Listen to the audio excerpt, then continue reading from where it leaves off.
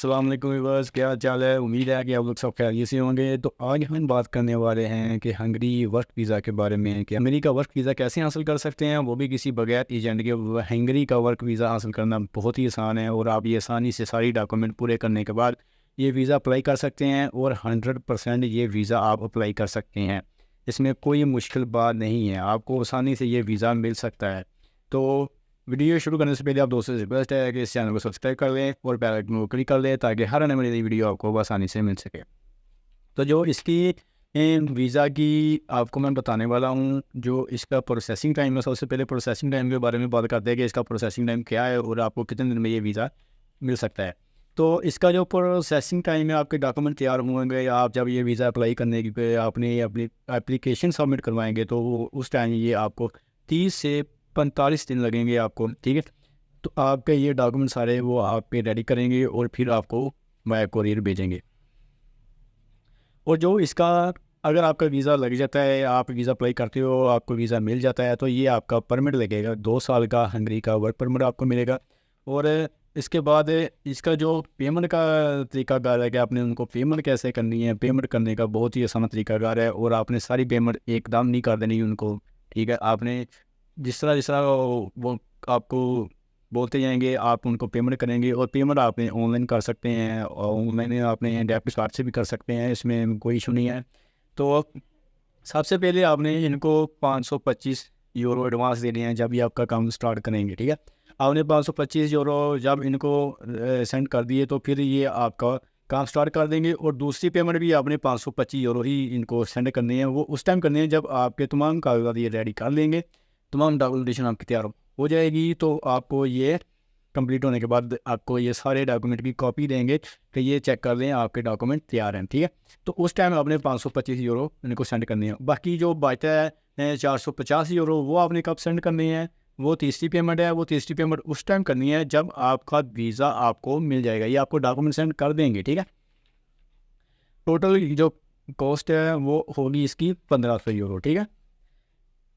और ये जब आप वीज़ा अप्लाई करेंगे, इसकी जो टोटल कॉस्ट है वो 1500 यूरो है और इसके साथ प्लस आईडी कार्ड है, ठीक है, जिसे हम उधर टीआरसी भी बोल सकते हैं। वो आपको उधर से आईडी कार्ड भी देंगे, साथ प्लस करेंगे इसके, जो आप 1500 यूरो इसको फीस दे रहे हो, ठीक है।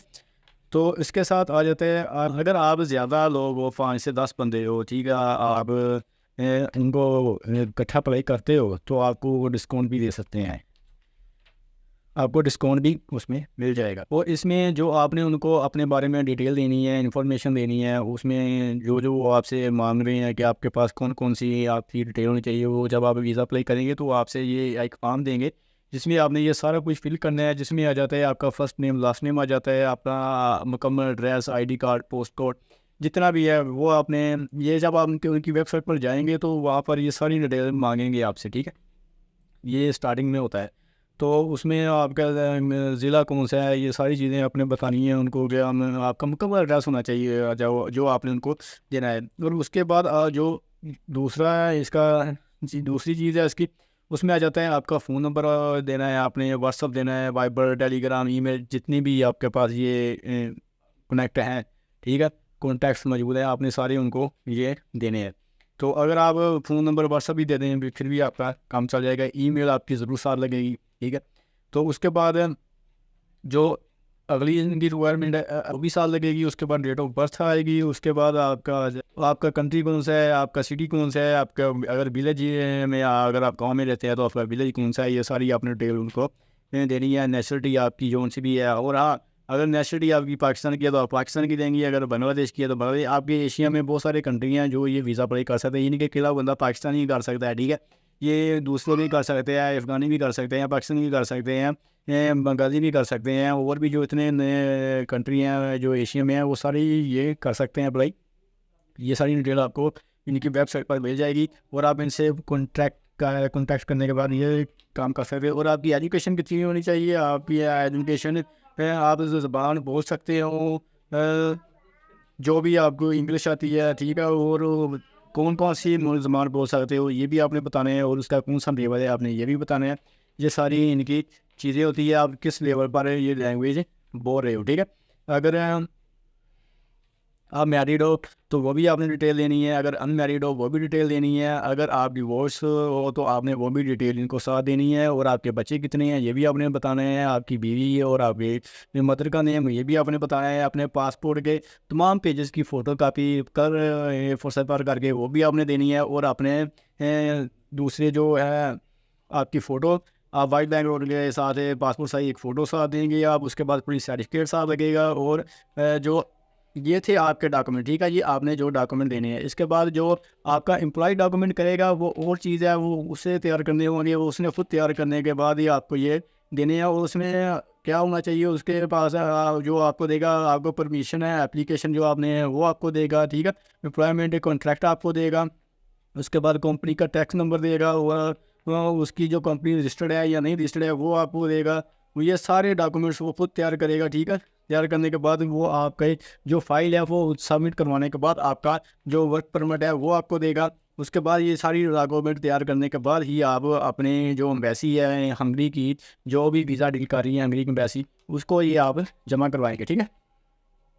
उसके बाद आ जाती है आपकी सैलरी कितनी होगी, सैलरी आपकी 1100 होगी, ये ठीक है, सॉरी 11.5 रुपये पर हार मिलेगी आपको, पर हार यूरो यूरो मिलेगी, ठीक है।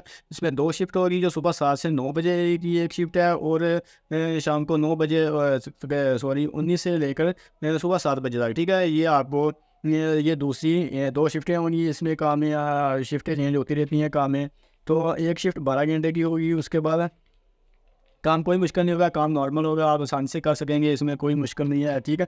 और आपको जो अकोमोडेशन है वो फ्री मिलेगी, आपको रैश फ्री मिलेगी, और आपको ट्रांसपोर्ट का जो खर्चा है वो आपको फ्री मिलेगा, ठीक है। कंपनी आपको काम पर लेके जाया करेगी, घर पर छोड़ कर जाया करेगी, ये सारी कंपनी की ज़रूरत है। और खाने पीने का जो तरीकाकार है वो आपने खुद करना है, इसमें जो खाने पीने का नहीं बताया उन्होंने, ठीक है, जो आपकी फूड के बारे में। और इसमें आपके जो वाया कोरियर आपको डॉक्यूमेंट आएंगे, वो जितने भी डॉक्यूमेंट है वो आपको वाया कोरियर आएंगे, और वो कोरियर का जो 50 से 80 यूरो आपका खर्चा आएगा, ठीक है, वो भी आपने ही पे करने हैं। जब आपकी तमाम कंप्लीट जो भी कागजात हैं फाइल तैयार हो जाएगी उस टाइम आपने देनी है, ठीक है। 5 दिन काम होगा, 2 दिन छुट्टी होगी, ठीक है। तो एक जो हफ्ता का दिन है, ठीक है, सैटरडे का दिन है, वो आप खुद भी काम कर सकते हैं वहीं पर अपनी कंपनी में, वो आपको उसका ओवर टाइम मिलेगा। तो ये इसकी तमाम डिटेल थी, आप ये आसानी से पूरी करने के बाद उनसे पहले आप कंपनी से रब्ता करेंगे, ठीक है। आपको कंपनी से रब्ता करने के बाद ये वेबसाइट है, मैं आपको लिंक में दे दूंगा, आपने वहाँ जाकर उनसे पूरी डिटेल ले लेनी है, देख लेना है, और उनसे कॉन्टैक्ट करना है। कॉन्टैक्ट करने के बाद अगर आप ये वीज़ा अप्लाई करना चाहते हो तो आप आसानी से ये वीज़ा अप्लाई कर सकते हो, इसमें कोई मुश्किल नहीं है। तो ये थी आज की इन्फॉर्मेशन, तो इसके साथ ही वीडियो एंड करते हैं, मिलते हैं नेक्स्ट वीडियो में, तब तक के लिए भी इजाज़त दें, अल्लाह हाफ़िज़।